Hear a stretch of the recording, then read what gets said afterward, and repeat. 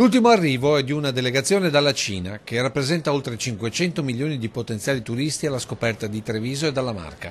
Tour operator che stanno abbinando Venezia al territorio trevigiano, promuovendo oltre alla storia della Serenissima l'offerta enogastronomica sempre più apprezzata da tutto il mondo.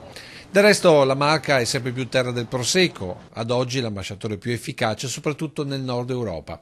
E non a caso gli ultimi dati sulla ricezione e presenza straniera in Veneto danno Treviso e Vicenza in costante crescita rispetto alle altre province.